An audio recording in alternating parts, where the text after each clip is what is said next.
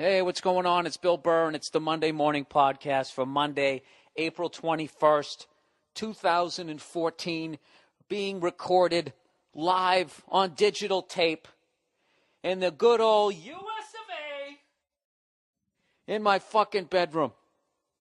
Oh, man, it's great to be back. Well, let me tell you. I had a crazy flight coming back, you know? No, I'm excited to be back. I'm happy to be back. I didn't want to leave, but at some point you got to grow up, right? Go back to work. Put some food in a fucking brown sack. Get into some fucking car that has a hatchback. Inch your way into traffic. Can I go? Thank you. One person who cares. Put on Jack FM and sit there and cry as they call songs that you thought came out 2 weeks ago classics. Girl, it's been a long time since we've been apart. That's the 40th anniversary. Get the fuck out of here. Some metalhead's going to call, actually, that came out in 1981. Go fuck yourself, all right? Take off your Rob Halford leather-studded gloves and go clean out the garbage disposal, right? Why did I say garbage disposal? Because that's what I think of when I think of those gloves, the ones that go all the way up to your elbows. Basically the glove form of superhero boots. Anyways, this is the Monday Morning Podcast. If you're new to the podcast, welcome. Thank you for listening. I know you have your choice between mine and 9 zillion other fucking podcasts. At this point, you guys could all have a podcast. But why would you do that? Why would you do that when you could just sit down and listen to someone else attempt to do it? I don't fucking know. Yes, so back in the United States, and I had an unbelievable trip. You know what fucking story I kept forgetting to tell you guys. And I hope I'm not still boring you with stories about France, but I did have a fucking great time over there, which is an understatement. Anyways, I know like 2 weeks ago I told you, or last week I told you the story of going to Omaha Beach and the American Soldiers Cemetery over there and all that type of stuff. And one of my podcast listeners sent me an email a couple months ago talking about how after he took the tour, the next morning he woke up early and went down to Omaha Beach when there was nobody there. Maybe one guy with a dog and a Frisbee, right? And he just sat there on the beach and smoked a cigar. And I was like, dude, I gotta fucking do that, right? I gotta fucking do that. So I got my cigar. I take the tour, and I got that big, stupid Mercedes 9-passenger bus that they rented me because I wanted a car one way. And as I've told you guys time and time again on this podcast, when you rent a car one way, you are getting the fucking ugly duckling, the one that they can't rent out. You're getting the Griswold family truckster. And that's what they gave me for 2 fucking people, 9-passenger, right? So I wake up the next morning early. Nia's still sleeping. And, my phone is dead. And I'm not going to take her phone because I don't want to be like, why did you take my phone? I was looking for it. I didn't want to deal with that, right? So what I have is I have this GPS that was this shit in about 2002. I'm in another country. I don't speak the language. It's about 8 o'clock in the morning. And I go out and I get in this fucking 9-passenger bus by myself and I start driving. And I already can't get it to say Omaha Beach. I can't read half the signs. And I'm just laughing as I'm driving away going, I'm going to get lost. And I keep turning around. Every time I make a left, I turn around. And rather than looking at a sign, I'm trying to look at something that stands out, a billboard or something. And I'm trying to remember. Like, remember that fucking game, Simon? Right? The little colors, and it would go all around. It's a fucking great game. Great electronic game. One of the few that I was allowed to have. My parents never gave us video games, never let us do any of that shit because they thought it was going to affect our studies. My dad's like, you're not watching that shit. But Dad, I want to play Asteroids. I said, hit the fucking books! And you know what's funny? Is I still flunked everything in high school. So maybe he should have let me play Miss Pac-Man. I didn't flunk it, but I was in the, if my high school class was a batting lineup, I was batting eighth. right before the catcher. Anyways, so I get in this van, and I'm fucking laughing, and I'm trying to feel my way back to where the tour guide drove us. And, every fucking 20 seconds is a goddamn rotary. Round and round and round you go, and you spit out the van, and I have no fucking idea where I'm at. So I'm just laughing. I'm like, I don't give a fuck. I know the beach is in this direction. I'm just going in this direction, and then I know I go left. Gauche, as the French people say. I'm going left, and then I'm just going to drive until I see it, and I'm going to get there. I'm going to smoke my cigar. I'm going to complete this fucking mission, right? And I'll deal with the fact that I don't know how to get back, and that I have a flight to catch, early afternoon. So actually, it wasn't even 8 in the morning. I think it was like 9 by the time I got up or whatever. So I kind of blew the early morning part of it, but I still wanted to go smoke the cigar. So I'm driving, and this fucking thing is just taking me, I can't figure out how to input it. There's no enter button. I'm going Omaha Beach, and I'm yelling at the fucking thing. And I'm screaming about the rental car people. How can you rent this fucking piece of shit out and charge somebody fucking 20 francs a day for this goddamn thing, or euros, whatever the fuck they're on? And I'm driving down the road, and I got the radio on because I'm trying to immerse myself in the language. That's what you're supposed to do when you learn a new language. You just immerse yourself in it.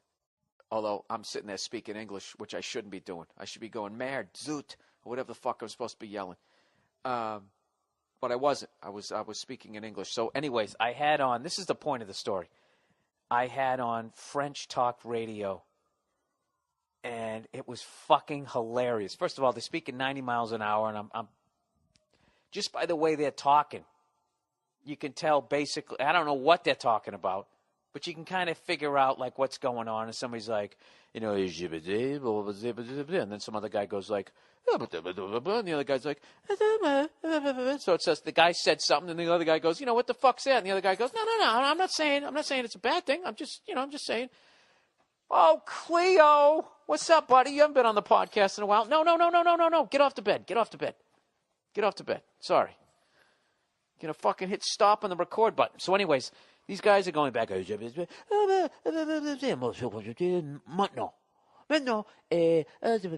anyways, I'm listening to this shit, and now I'm driving into fog. I'm completely fucking lost, and I'm listening to these guys.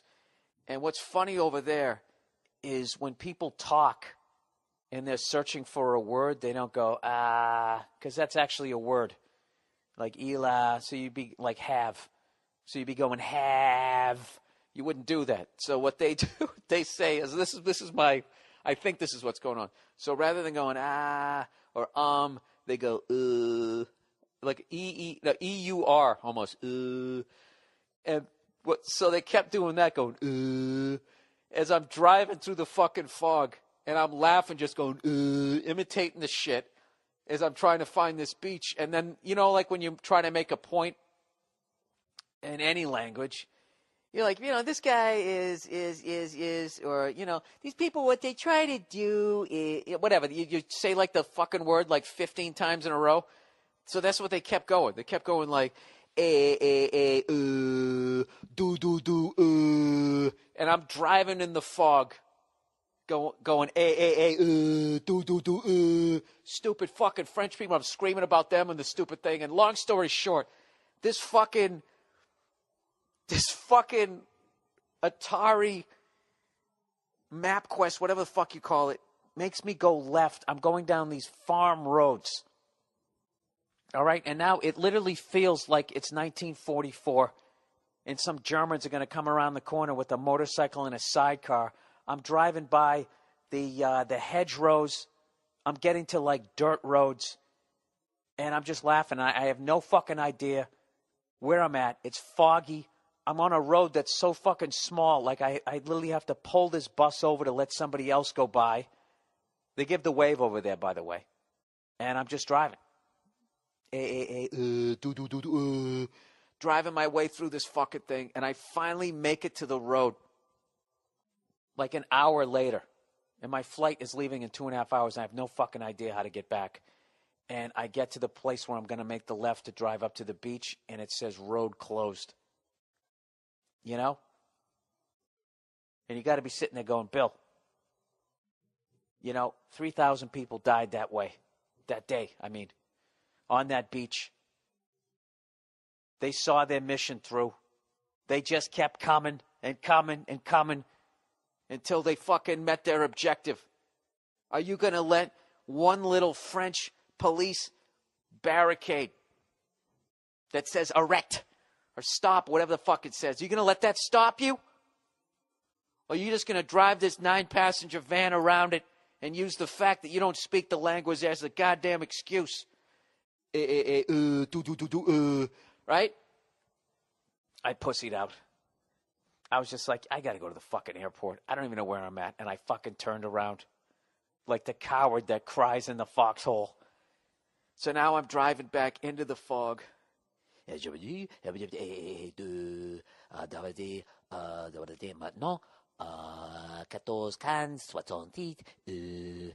Driving back into this fucking fog.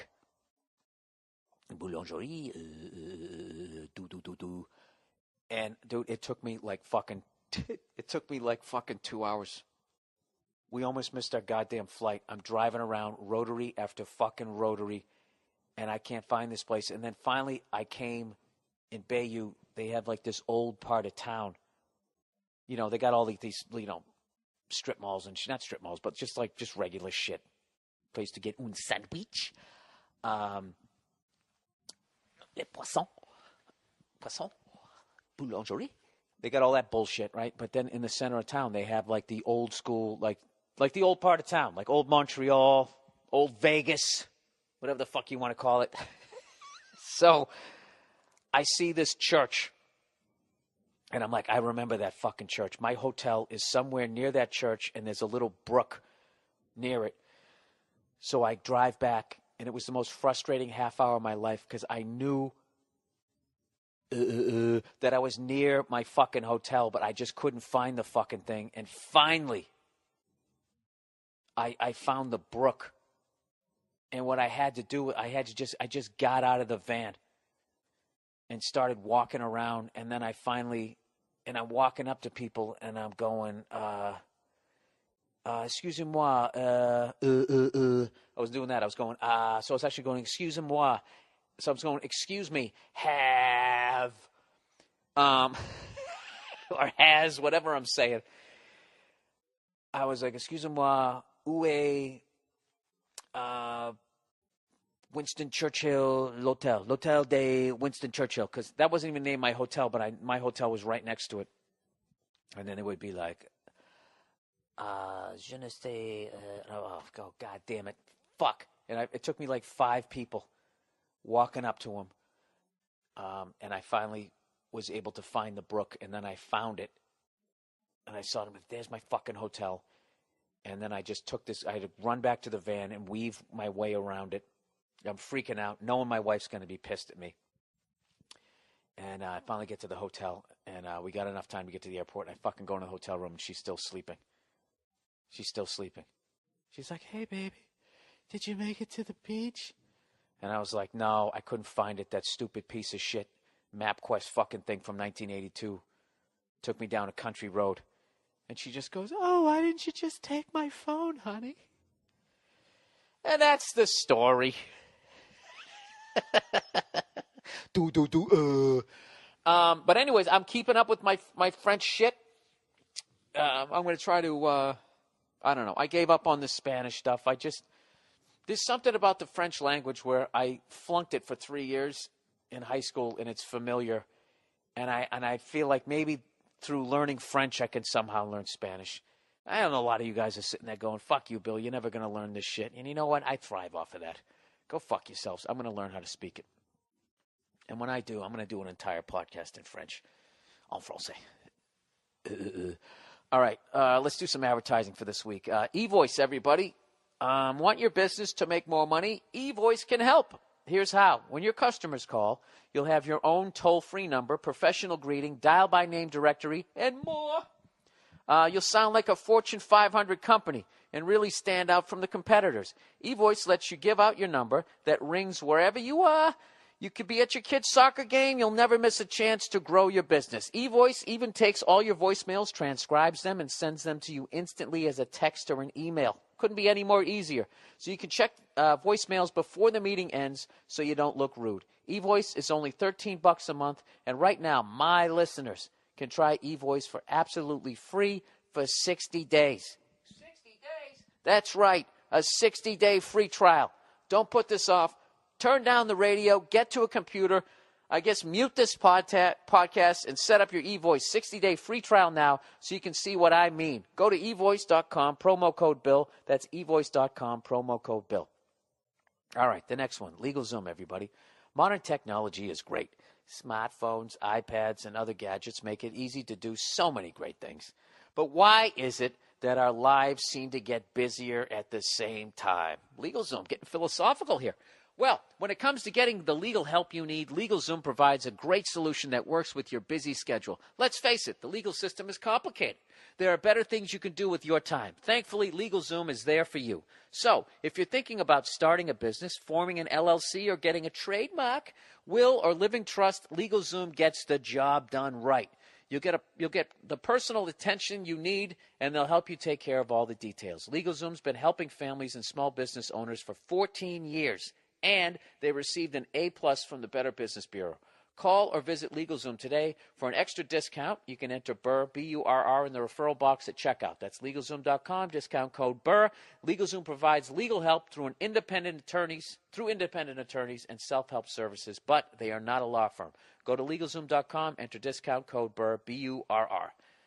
There you are. Hey, that was pretty good reading for this week. Oh, by the way, I've been obsessed with German cars ever since I went on that D-Day trip, and I looked at one of our tanks. Our tank, basically, if a Chevy Chevette was a tank, that's what the fuck we were rolling out, which once again is, I'm really starting to understand why Tom Brokaw called them the greatest generation, because I couldn't even make it to Omaha Beach in a fucking Mercedes-Benz 9-passenger with fucking satellite help. These tanks were, compared to what the Germans had, it's unfucking believable. So you guys got to see this video that I watched this week. If you're into cars, they basically show them putting together the engine that they stick in one of their unbelievable cars. And this guy hand builds the entire thing with the help of some really cool robots. And you know that I'm not into robots, but what I like about these robots is they're doing the pain in the ass job that you don't want to do. Like, when you squeeze that fucking glue, I guess, to basically, I don't know if you're sealing the head to the block. I thought there was a gasket there. I have no idea. It was one of those deals. But this fucking robot thing, it's got the sealer. And it fucking goes right around the edge, and then when you get to a screw, it goes like around the rotary, like me in the bus, and then just fucking continues on, and it's perfect. And then you line up. So basically, the guy puts the whole glorious engine together, and then in the end, he has his own seal with his name. He puts his fucking name on the engine. And I was like, oh my God, I got to get a Mercedes someday. And then I looked up how much they cost, and I was like, oh my God, I got to rent a Mercedes someday. I know you can get some of the smaller ones, but the one you fucking want. The Mercedes. You don't want to get those fucking the lower end ones. Fuck those ones. You want the one that you're walking up to, somebody opens the door for you, and you have a briefcase handcuffed to your fucking wrist. That's the model you want. Like the one I looked up, I'm like, well, fuck this. What's the best one they got? So they're basically, the BMW's got the M's, the M series, the M5, the M6, the M3, and all that.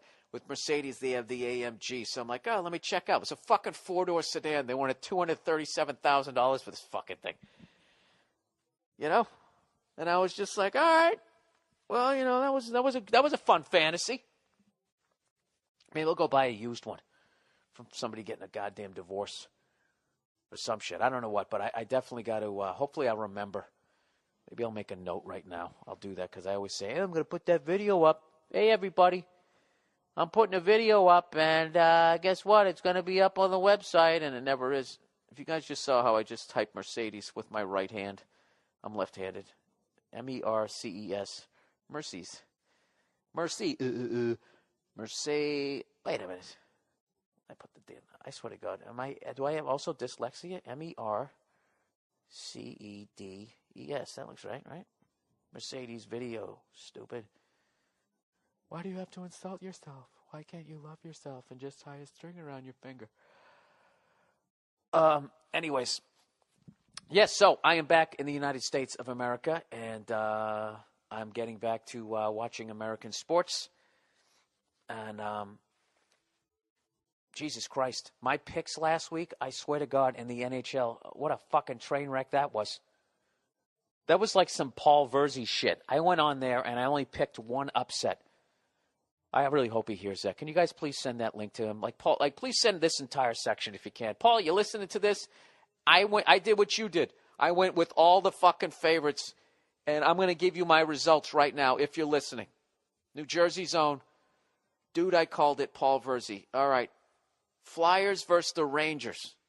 I picked the fucking Flyers. That series is actually 1-1. Boston, Detroit, I picked the Bruins. That series is 1-1. Montreal, I actually picked Montreal. Jesus Christ, where the fuck are all my losses? Oh, yeah, San Jose, Los Angeles. I picked Los Angeles. I guess they're not the favorites, but I looked, San Jose fucking, they win the President's Trophy every year, then they lose. Usually in the first goddamn round. I'm not shitting on the San Jose Sharks. Come on down to MVP Sports. We got all the jerseys. We got the Sharks, the Steelers, the Chargers, and more. I'll never forget that, Reed. Every time I say San Jose Sharks, I always think about MVP Sports in Boston. Yeah, so they do it every year. I'm stating a fact, all right? Pittsburgh, Columbus, I picked the Penguins. That's 1-1. Colorado, Minnesota, I picked Minnesota. They're down 0-2. Chicago, St. Louis, I picked the Blues. I picked Chicago. They're down 0-2. I don't know, but anyways, it's been a hell of a fucking... Actually, wait a minute.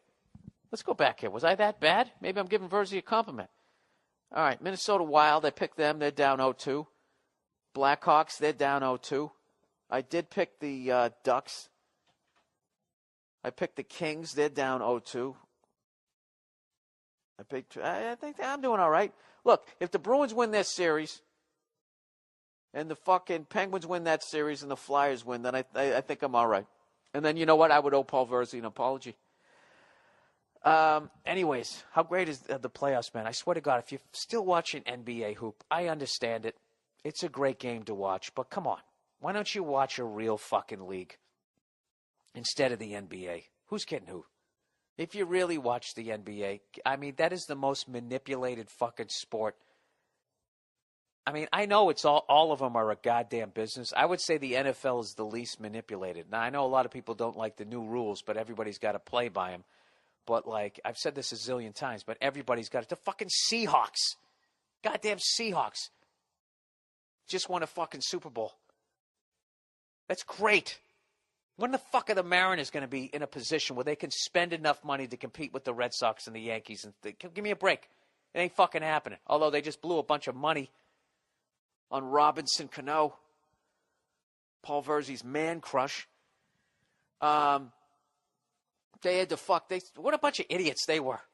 Didn't they learn anything from the Texas fucking Rangers? Blow $200 million on a shortstop.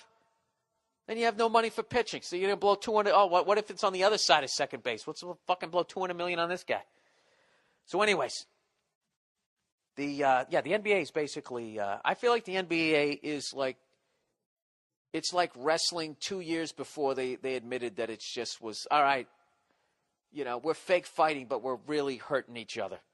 And then everybody was just like, all right, cool, we'll go with this. That's what they should do in the NBA. Just go, look. They're really playing the games, but, we got to make sure certain teams get to a certain point in the playoffs so we can get the ratings we need so we can all make our money. And we refuse to pay the referees anything more than we're giving them. despite the fact that an NBA official has more power than any other official in the 4 major sports. Now, I just paused there because I'm waiting for all the fucking moron sports fans to be like, that's fucking bullshit. It's true. No other sport can you just sit a fucking guy down, a star player. You can sit him down in the first quarter. Give him 2 quick ones. Second quarter, give him that. I've said this a zillion fucking times. You can keep him on the bench the whole goddamn game. You can't keep Tom Brady on the bench. You'd have to kick him out for something. What is Tom Brady going to do that's going to make you kick him out? Huh? What are you going to penalize him for? His dimple being too deep? Right? You're going to take out some measuring stick like when somebody has like a too curved a stick in hockey? You're not throwing him out. Anyways, I'm not saying you can't manipulate the game, but nowhere can you manipulate it more than the fucking NBA. So I'm just saying, come on over and watch the fucking hockey. It's been unbelievable so far. And the Bruins Detroit series is shaping up to go 7 games. It's been fucking great. The game 1, I mean, they just made us look old and slow. Detroit is so goddamn fast. And let me ask you this. When was the last time you saw a Detroit Red Wings team where every pass wasn't tape to tape? Like what, 1994? I mean, they're going on like fucking 17 years. The puck movement on that team is fucking unbelievable. And Datsuk is from another planet. That goal that he scored to win game 1, it was so fucking good I couldn't even get mad. I mean, it definitely took the wind out of my sails, but I was just like, Jesus Christ, that was the thing of fucking beauty. That backhand pass he had in game 2, he's fucking incredible. And anyways, they basically, for those of you who weren't watching, they were just flying all around the ice, and we looked like we were like a Division II hockey team trying to keep up with them. So you knew what was going to happen. All right, game 2, we're going to get physical. And that's what we were able to do. So now game 3 is coming up. Now they're going to adjust, to us getting physical with them. It's always hard after you won a fucking game to win that next game in the playoffs because, you won the game. So you're like, I guess we keep doing what we're doing. You basically have to wait to see the other team's adjustments. That's why I love playoff series and that type of stuff. So I know there's a bunch of Detroit Red Wing fans and haters of the Bruins fans right now. You probably have your face like a centimeter away from your, Jesus Christ, how long was I in Europe? Like an inch away from your fucking millimeter away from your recording device right now going, is he going to bring up Milan Lucic and his piece of shit? Yes, move. Absolutely. Somebody said, going, I would love to hear you defend Milan Lucic. He basically speared this guy. I think he got half taint, half ball bag. Hopefully the guy's balls, hopefully Milan's stick, he hit the sweet spot of the ball bag that causes both of your fucking balls to go sideways. Like those side impact airbags, just fucking poof, to the side. And then his stick came down before they clanged back together, which still would definitely hurt. But if they're going to clang back together, you'd rather be ball to ball rather than both balls hitting the fucking wood or the whatever the fuck a stick's made out of now. That's the second time he's done that in 3 fucking weeks. And no, I can't defend it. I think he should have got suspended. I think it's a fucking joke that was a $5,000 fine. $5,000 fine. So basically what you're telling me, NHL, is you're telling me that Danny DeKeyser's balls are worth no more than $2,500 each. Is that what you're telling me? I mean, you're basically fucking with the man's ability to start a family. This goes beyond the game of hockey. Look, you know what it is? It's a new move. I haven't seen anybody do that consistently. I've seen somebody while somebody's looking at him, and it's the shaft of the stick, and they'll kind of fucking bring it up like that. Oh, he acted it out. You like that? They'll fucking bring it up. But to have a guy skating up the fucking ice, not even looking at you, and you come there and you turn your stick and the blade up and give the guy a fucking wood uppercut to his taint and ball area. I mean, Jesus Christ. I'll tell you, that's some new forensic shit right there. You know? Actually, that's actually the only person who knows what that bruise looks like is a guy in forensics. Actually, I got a bruised ball bag and taint one time. I don't know if I ever told you guys this story. I was working in a warehouse, and we had a softball team. It was basically an excuse for people to drink fucking Coors Light in wine coolers. It was the 80s. The ladies did drink the wine coolers. And when I played in the league, it was right before, wine coolers had just come out. So there was actually a few guys having some out of a 4-pack. And it was that maybe that 3-week window before it closed where your entire manhood was judged if you ever had a fucking wine cooler. But there was when they first came out, Bartles and James, these two fucking cute old guys doing these silly commercials that it was actually, let me try this. That was like the Zima version of wine. So anyways, whatever. I'm on base. I'm trying to go first to third on some fucking single to right. And my boss is on third base, and the ball comes in. Oh, it came in from left field, so I must have been on second base. I never had any wheels, so there's no fucking way I was trying to go first to third on something that's left. So I'm running into second, and I come in standing up, and they threw the ball, maybe it was to center field, because they threw it to the outside of third base. So he's reaching over into foul territory, and he backhanded. How did he do it? Yeah, he backhanded it and then swooped up to try to tag me.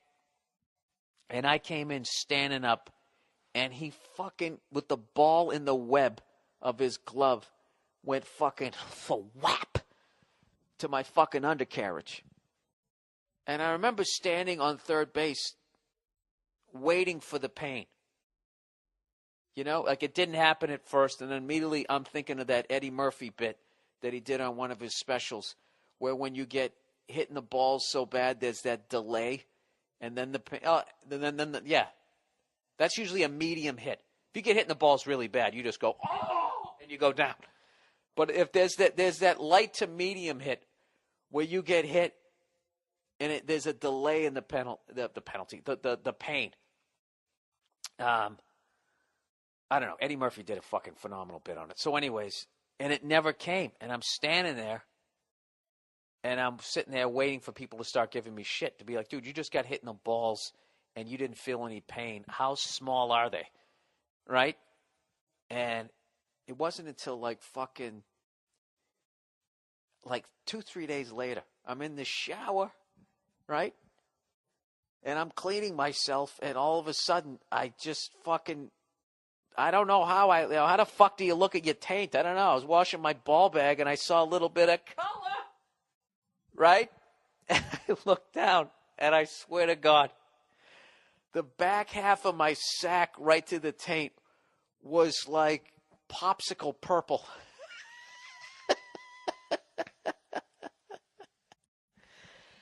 All right? And I didn't even feel that. So I can't even imagine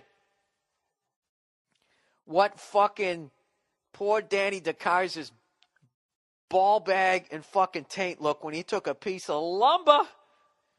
I mean, it's just completely... And I'm going to say this. Milan Lucic, he had, up until this point, other than just the haters that don't like him because he's a classic power forward that can score goals and beat the fuck out of anybody on your team if he chooses, right? And I don't want to hear any of you guys going like, oh, he's back down to fucking...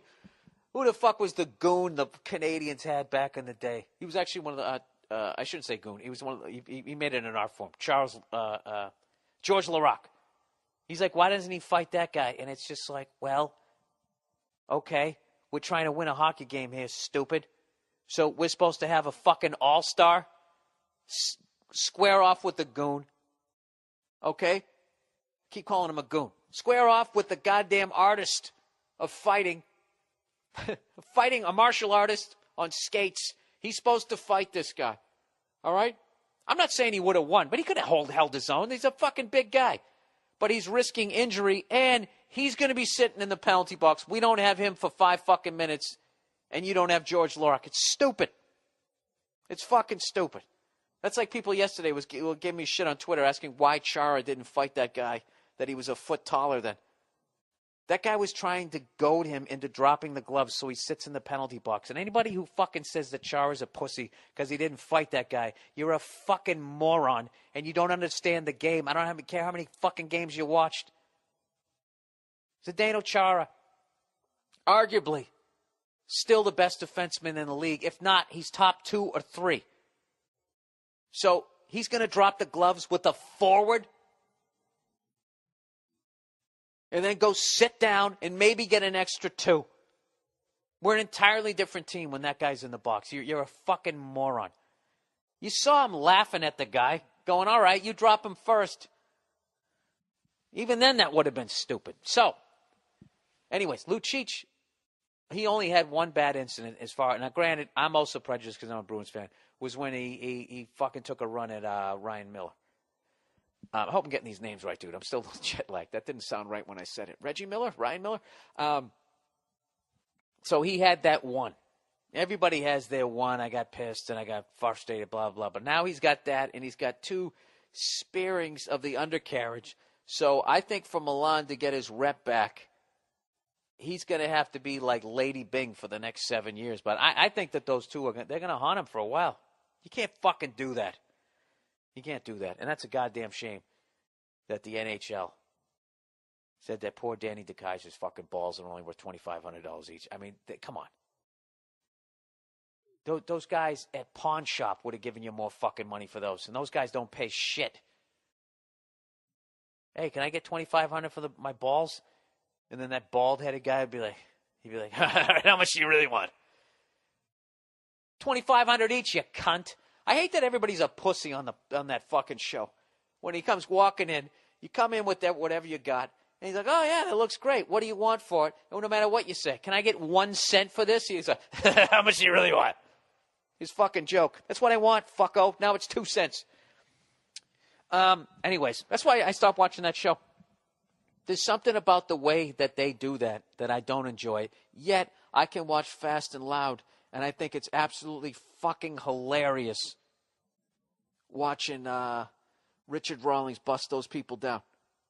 There's just something, I don't know, the way he does it, it's so goddamn funny. Have you guys watched any of the new episodes? Where he went up and he met some guy named so-and-so Six-Pack Magoo, whatever his fucking name, in the middle of Minnesota. And the guy's shit-faced. And he gives Richard's buddy literally a jar of moonshine that guy starts drinking. I forget what the fuck what were they trying to buy? Oh, a 57 Chevy. Is that what it was? Was that the one with the dent in it? I think he got it from that guy. So he's trying to bust the guy down to like $1,500 for this. And it is a hunk of shit. But it's a 57 Chevy, so he knows that, he can flip this thing. And this guy's hammered, and he wants $1,800. And Richard won't go above $1,500, so the guy breaks out some dice, and they roll the dice on the hood of the car. I mean, right there. I mean, it's just, come on. That's fucking America right there. By the way, he lost. He had to pay him $1,800, but still, he got a 57 for $1,800. It was a good. I'm totally on a tangent here. So anyway, so there you go, Detroit Red Wing fans and everybody else. And I want you to remember this. All right, you myopic cunts. When somebody on your team does something filthy, don't be that douche in the sports bar who just blindly defends your fucking team. If somebody on your team does a piece of shit move, you got to call him. You got to call it out and say it's a piece of shit move. And that was an unbelievable fucking piece of shit move. He should have got suspended. And like, come on,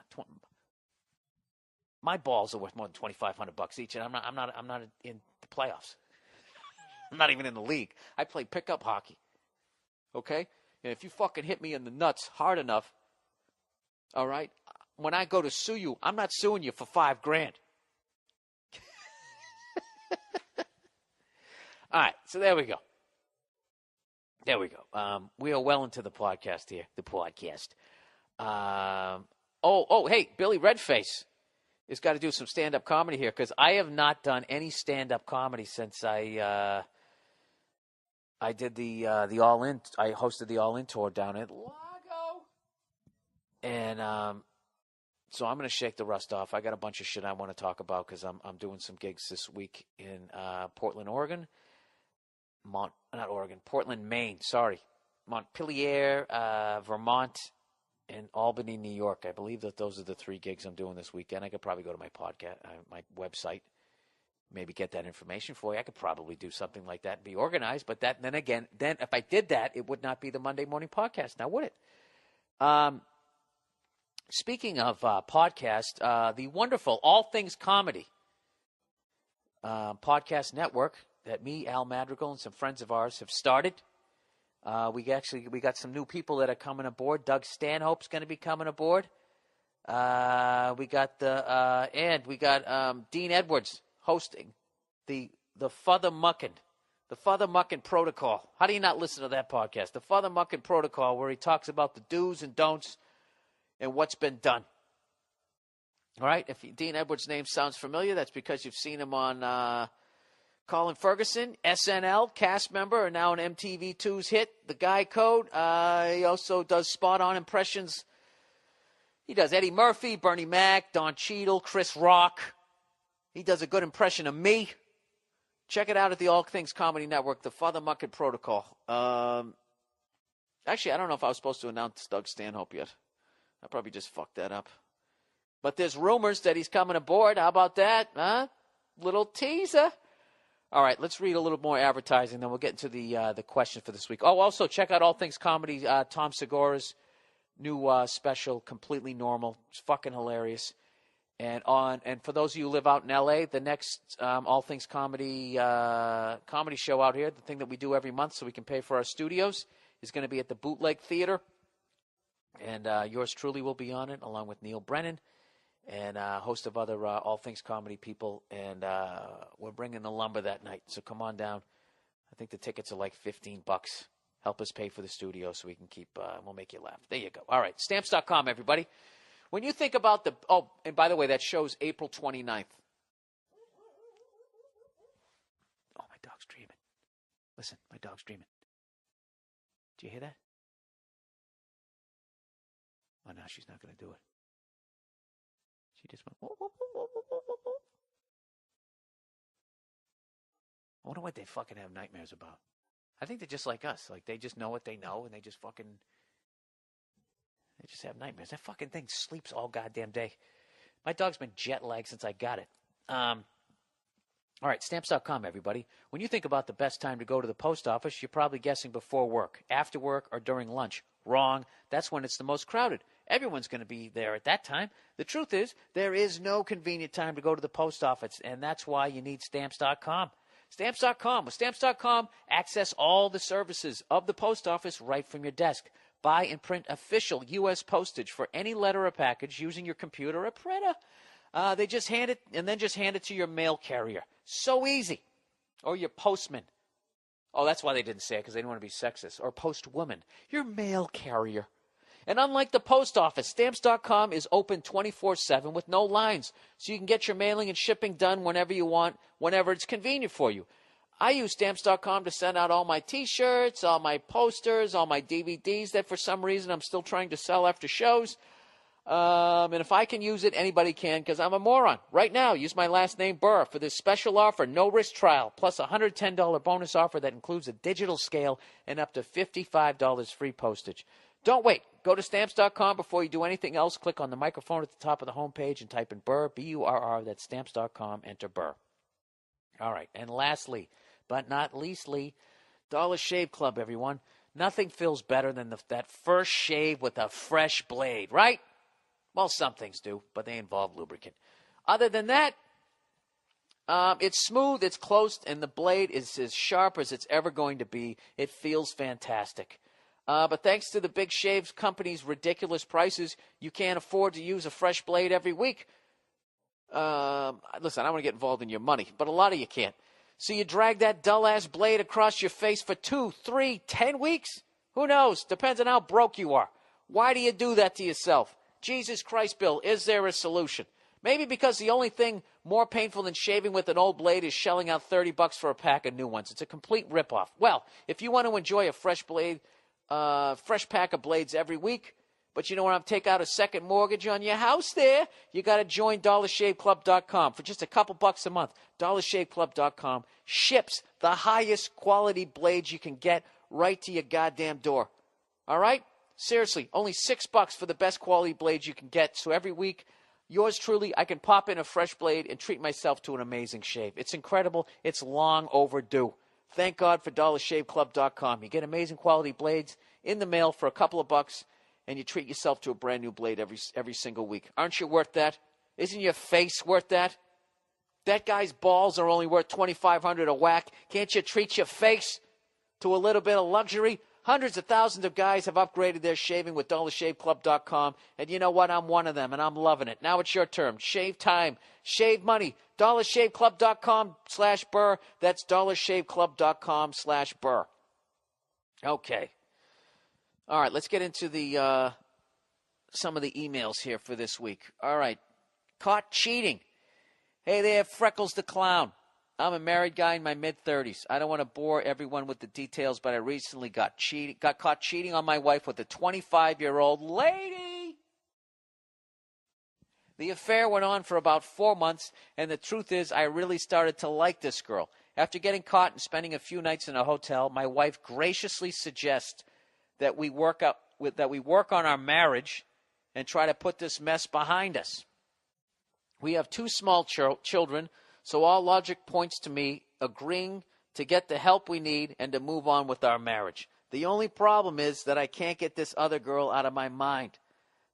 These women are 2 polar opposites of each other. My wife, a professional, more conservative woman, and the other girl is a 25-year-old party girl. I know what the clear answer is, but how do I snap out of this and put this other girl out of my mind? All right, this is a very simple one, sir. First of all, your wife is a saint. All right, that she's going to take you back. And I'm not judging you. All right, I am a man. We've all been there. All right, she is a saint that she's going to fucking take you back. All right, so you got to treat her like that one. And secondly, what do? How do you get this girl out of your mind? Easy. You wake up in the morning, you walk into a bathroom, you close the door, and you rub one out to her. And then you get on with your fucking day. All right? Go in there, close the door, rub one out. When you're done rubbing one out, it's just going to hit you. What am I, out of my fucking mind? Listen how you describe. These women, they're 2 polar opposites. My wife is a professional, more conservative woman, and the other girl's a 25-year-old party girl. Why don't you just say it? Your wife is the kind of girl you marry, and this other girl's a fucking whore. All right? Dude, it's not worth it. Just get it out of you. I'm telling you.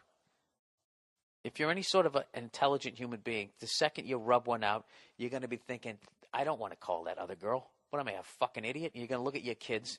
What the hell was I thinking? All right? Other than that, if you don't, you're an idiot. All right? Because this is what's going to happen, sir. You're going to lose your wife. Your kids are going to hate you. You're going to lose your house. You're going to end up on a futon in a studio apartment. And that 25-year-old party girl is going to move on to somebody else. And you're going to be left there with your dick in your hand. So, both scenarios, you end up with your dick in your hand. Would you like to do it in a 4-bedroom house or a fucking studio apartment with empty Chinese food containers all around as you cry yourself to sleep wondering what the fuck happened? Jesus. I gave him the lumber there, didn't I, huh? That was a little Lucic there. I gave him the fucking stick between the balls there. All right, next one. I am a hideous human being. Dear Bill, I'll be straight to the point. I am 25 years old, and I have been a closet homosexual for as long as I can remember. Well, dude, you're gay, so you were gay the second you were born. That's like me being, I'm a straight as long as I can remember. I guess you've been in the closet, is what you're trying to say. I don't know, you confused me. Maybe you're right. Maybe this is another example of me being dumb. Maybe I read the sentence wrong. Who knows? Who cares? Let's continue. Sentence number 3. I come from a strict Asian immigrant family, and my parents would commit suicide if they found out about my orientation. I got scared when I saw the first. Orientation, if you take off the shun and put the L there, that was the word that I thought Oriental was coming on, and I was going to get in trouble here. Therefore, I've been committing petty crimes for the past few years to get into jail so I could pursue and nurture my homosexuality. Fuck you. Fuck you. I'm calling bullshit on. I'll answer this, but I'm calling bullshit on this one. But there is something. I got to tell you though, this is a very unique lie. So this could actually be true. You know what? I'm going to go with this like it's true, just in case it is true, and I don't want to be yet another person turning my back on this person. All right, so here we go. Recently, I was locked up after I took 3 tabs of acid, and I don't really remember how I got into the can when I became sober. During my trip, I saw 1,000 dog bites. Oh, when you were tripping, you saw 1,000 dog bites at me from every direction, and it was the worst drug experience of my life. That's why I wasn't surprised when I woke up in jail. Anyway, I was quite relieved to be away from society until 8 hours later I was released by my parents. The cops called them while I was tripping in jail. My question is, if it's better to be in jail happy and away from society, or an unhappy individual that satisfies his parents and social Oh, if it's better. Dude, what are you doing? If this is actually true, come on, man. You got to be who you are, all right? And I think every day, I don't know where you live in the world, but every single day, I just feel like the scales are tipping in the more enlightened, favorable direction. And you know what? You can become a part of that tipping of the scale. Seeing that kid who's going into the NFL, when I read that story, how when he finally came out to his teammates and he felt like a cinder block came off his chest. I know the feeling of carrying something around. I don't know to that fucking level. So I don't think you're going to regret it. All right? Your parents aren't going to fucking kill themselves.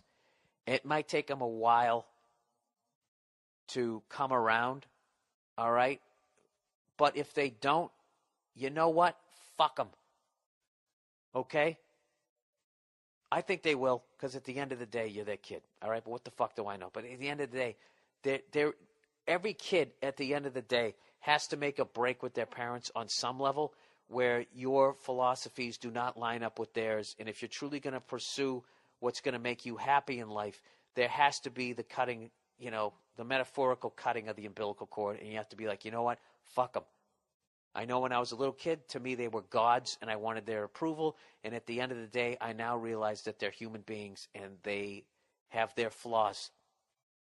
And what they want me to do does not fit in with what I want to do. And if you're not hurting anybody, which you're not, dude, what do you think? You think you're going to go to jail and find love?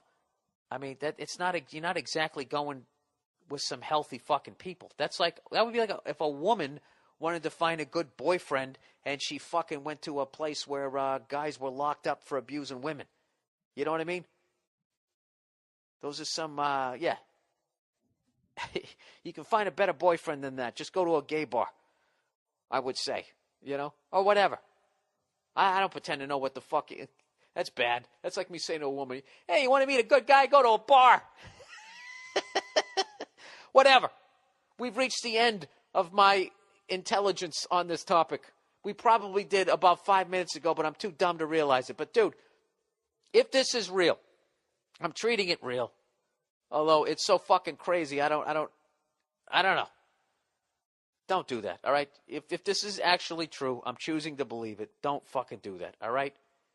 For the love of God. Just sit him down. I don't know how you would do it. You just got to sit him down and just say it. Just get it out there. And then you said it, and then it's out there. And, I don't know what to do after that. You know what? Why don't you go meet a gay guy? I'm sure he can fucking give you some advice. Why are you asking me? Why am I yelling at you? I got frustrated because I don't have the answers. I feel bad for you if it's true. All right? I hope it works out. Don't fucking go to jail. All right? Being gay is great. You're fucking in great shape. You got all this disposable income. And wherever you're living, you're making the fucking property value go up. It's a lot of advantages.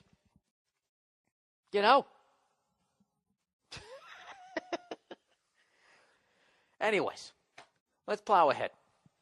Where are we? 54 minutes. Okay, ex won't sell house.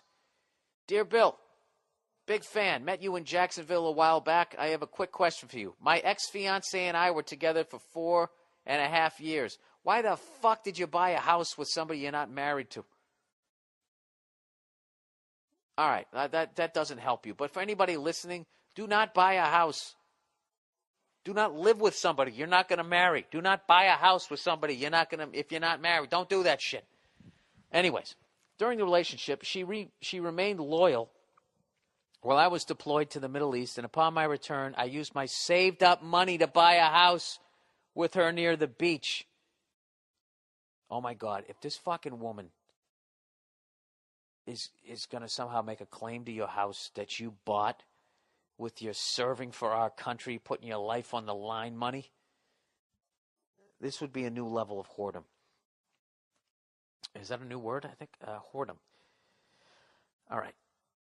That might not even be, I know it's a new word, but that might not be the proper usage of it already, which would be very apropos for the type of fucking moron I am. All right, hang on a second. Where the hell am I? Okay, it was her dream house, and I felt that if the deployment didn't ruin us, that nothing would. Well, I was wrong. We decided to split, and I tried to be amicable. Did I say that right? And let her keep the house if she could pay me the closing costs of about $8,000.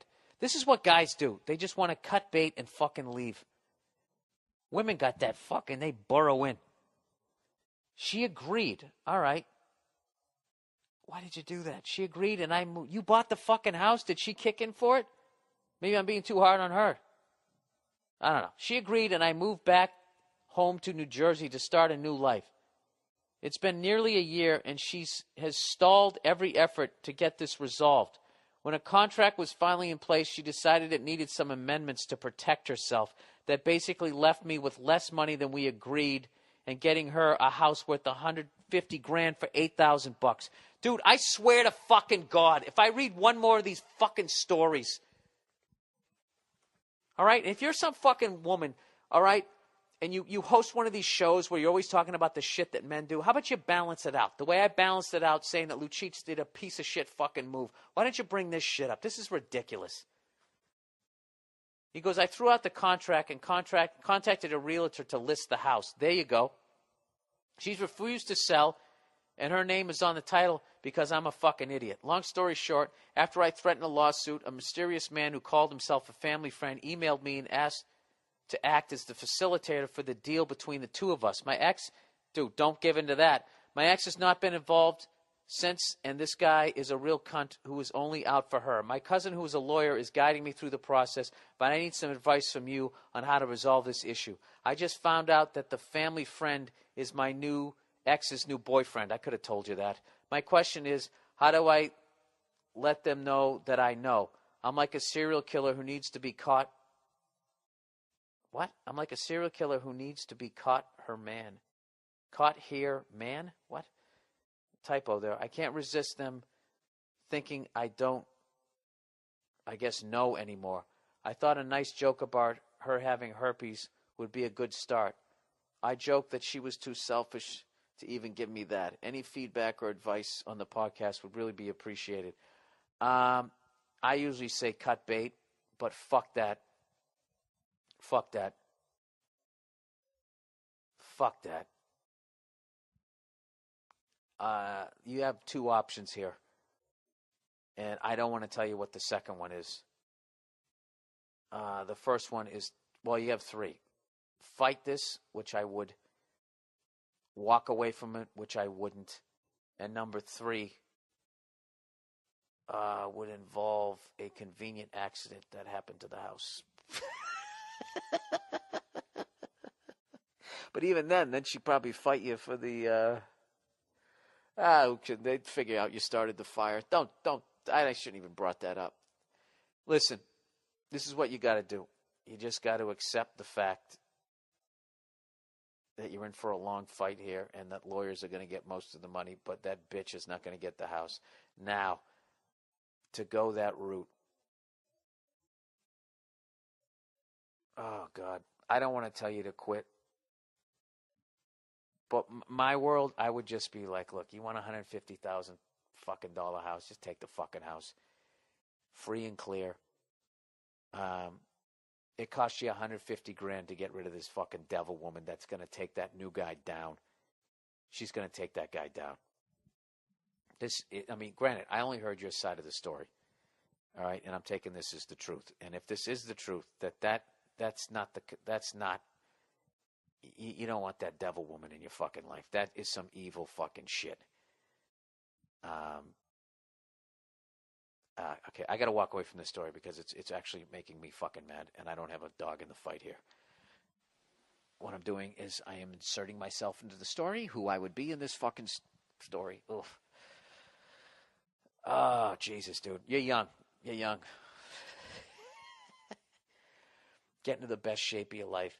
Hit on women out of your fucking league, and then treat her like a fucking queen. Marry her, and then walk by this bitch someday on the street. That's what I would do. All right. Oh, you fucking cunt. How long to wait for sex? Short and simple. Adolf Hitler. I don't know what that means. I'm 26, and I started dating a girl. A lady. We got to talking about doing the dirty. Oh, Jesus. And she said she doesn't want to be sexual for a while. Probably because you say, hey, what do you say we do the dirty here? Huh? Man, I got my fucking balls over here with a stick attached to it, and I like to pot your C's, per se, mademoiselle. My question is, how long is too long to wait? I don't want to pressure her. I want her to feel comfortable, but at the same time, I'm 26. What do you think? Also, side note, what do you think about the Luchis cup? I already went on that. All right. I don't want to pressure her. Dude, you don't give a fuck about this woman. Get out of the relationship. You just want to bang her. You want to fuck her. 26. I got my fucking balls there full over here. What am I supposed to do? Oh, by the way, what'd you think about that thing that guy did in the hockey game? I'm supposed to give a fuck? You couldn't even get through this goddamn question without fucking sidetrack. This is what I'd do. I'd break up with her. All right? She doesn't want to have sex with you. No means no. Don't pressure her. Jesus Christ. You want to have sex with her while she's sobbing, you fucking weirdo? Look. You don't give a shit. That's a goddamn phone buzzing there. You don't give a fuck about this woman. Okay? You don't. Break up with her. Okay? And go find some woman that's going to jump on your dick because that's what you want right now in your life because you're 26. All right? There you go. He says thanks and go fuck yourself. Same to you, sir. Same to you. Jesus, that phone ever stopped ringing?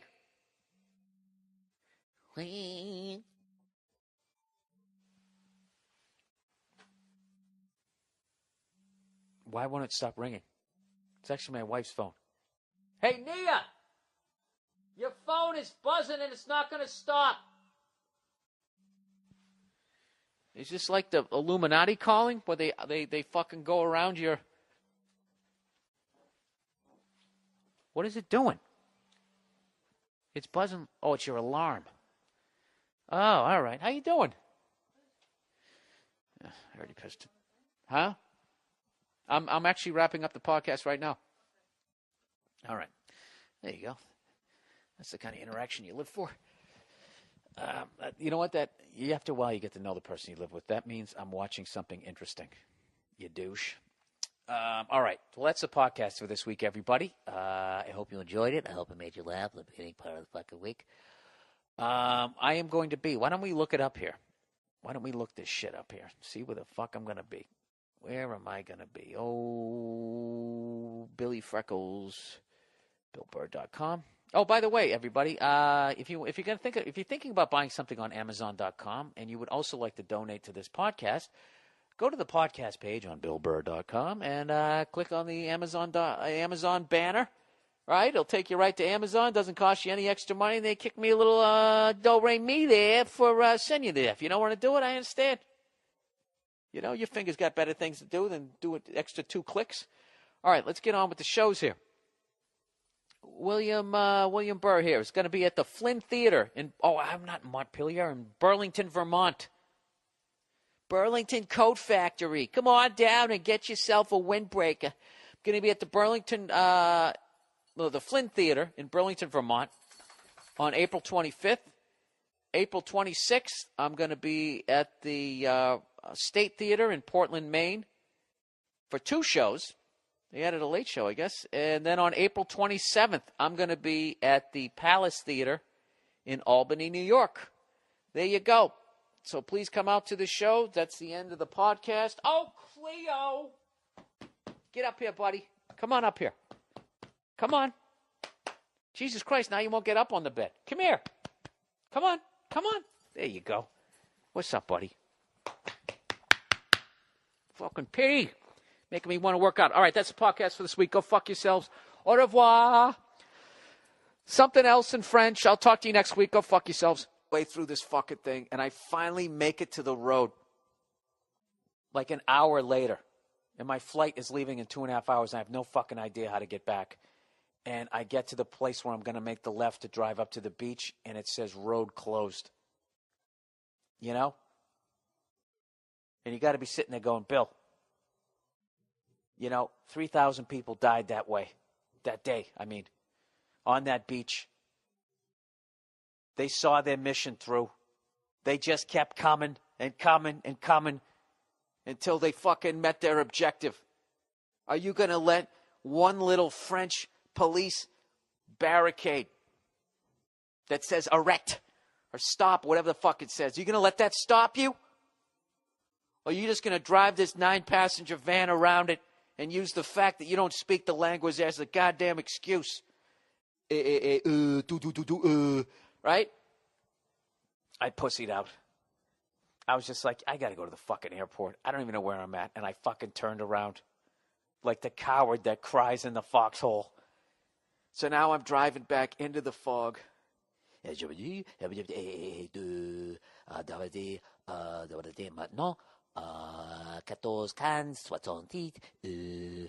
Driving back into this fucking fog. Boulangerie, and dude, it took me like fucking 2 hours. We almost missed our goddamn flight. I'm driving around rotary after fucking rotary, and I can't find this place. And then finally, I came in Bayou. They have like this old part of town. They got all these strip malls and not strip malls, but just regular shit. Place to get un sandwich. Les poissons, boulangerie. They got all that bullshit, right? But then in the center of town, they have like the old school, like the old part of town, like old Montreal, old Vegas, whatever the fuck you want to call it. So I see this church, and I'm like, I remember that fucking church. My hotel is somewhere near that church, and there's a little brook near it. So I drive back. And it was the most frustrating half hour of my life because I knew said something, and the other guy goes, what the fuck's that? And the other guy goes, no, I'm not saying it's a bad thing. I'm just saying. Oh, Cleo, what's up, buddy? You haven't been on the podcast in a while. No. Get off the bed. Sorry. You're gonna fucking hit stop on the record button. So, anyways, these guys are going back. So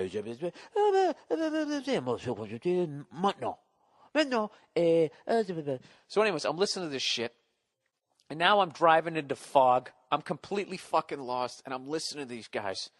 And what's funny over there is when people talk and they're searching for a word, they don't go, because that's actually a word. Like Ela, so you'd be like have. So you'd be going have.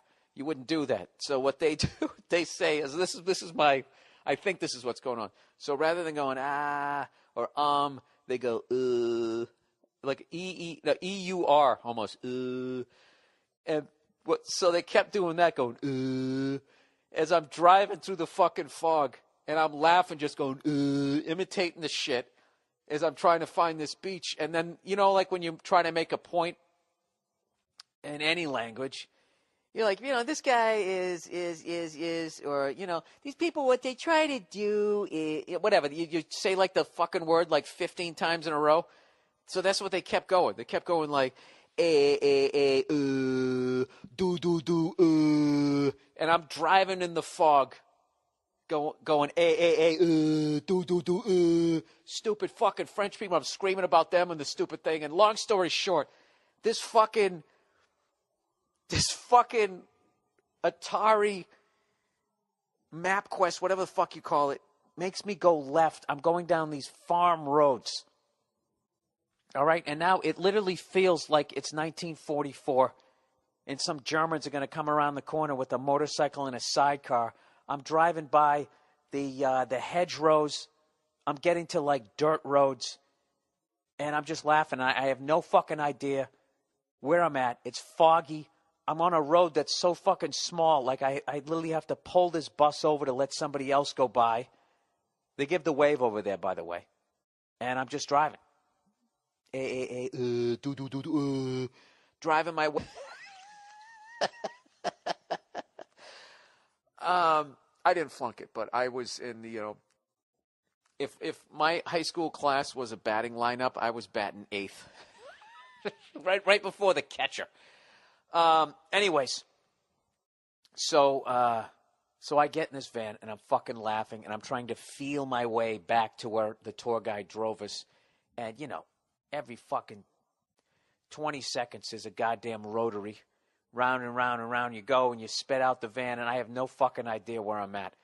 So I'm just laughing. I'm like, I don't give a fuck. I know the beach is in this direction. I'm just going in this direction, and then I know I go left. Gauche, as the French people say. I'm going left, and then I'm just going to drive until I see it, and I'm going to get there. I'm going to smoke my cigar. I'm going to complete this fucking mission, right? And I'll deal with the fact that I don't know how to get back and that I have a flight to catch, early afternoon. So actually, it wasn't even 8 in the morning. I think it was like 9 by the time I got up or whatever. So I kind of blew the early morning part of it, but I still wanted to go smoke the cigar. So I'm driving, and this fucking thing is just taking me, I can't figure out how to input it. There's no enter button. I'm going Omaha Beach, and I'm yelling at the fucking thing. And I'm screaming about the rental car people. How can you rent this fucking piece of shit out and charge somebody fucking 20 francs a day for this goddamn thing, or euros, whatever the fuck they're on? And I'm driving down the road, and I got the radio on because I'm trying to immerse myself in the language. That's what you're supposed to do when you learn a new language. You just immerse yourself in it. Although I'm sitting there speaking English, which I shouldn't be doing. I should be going, merde, zoot, or whatever the fuck I'm supposed to be yelling. But I wasn't. I was speaking in English. So anyways, I had on, this is the point of the story. I had on French talk radio, and it was fucking hilarious. First of all, they're speaking 90 miles an hour, and I'm just by the way they're talking, you can tell basically, I don't know what they're talking about, but you can kind of figure out, like, what's going on. And somebody's like, and then some other guy goes like, and the other guy's like, so it says the guy and the American Soldier Cemetery over there and all that type of stuff. And one of my podcast listeners sent me an email a couple months ago talking about how after he took the tour, the next morning he woke up early and went down to Omaha Beach when there was nobody there. Maybe one guy with a dog and a frisbee, right? And he just sat there on the beach and smoked a cigar. And I was like, dude, I gotta fucking do that, right? I gotta fucking do that. So I got my cigar. I take the tour, and I got that big, stupid Mercedes 9-passenger bus that they rented me because I wanted a car one way. And as I've told you guys time and time again on this podcast, when you rent a car one way, you are getting the fucking ugly duckling, the one that they can't rent out. You're getting the Griswold family truckster. And that's what they gave me for 2 fucking people, 9-passenger, right? So I wake up the next morning early. Nia's still sleeping. And, my phone is dead. And I'm not going to take her phone because I don't want to be like, why did you take my phone? I was looking for it. I didn't want to deal with that, right? So what I have is I have this GPS that was this shit in about 2002. I'm in another country. I don't speak the language. It's about 8 o'clock in the morning. And I go out and I get in this fucking 9-passenger bus by myself, and I start driving. And I already can't get it to say Omaha Beach. I can't read half the signs. And I'm just laughing as I'm driving away, going, I'm going to get lost. And I keep turning around. Every time I make a left, I turn around, and rather than looking at a sign, I'm trying to look at something that stands out, a billboard or something, and I'm trying to remember. Like, remember that fucking game, Simon?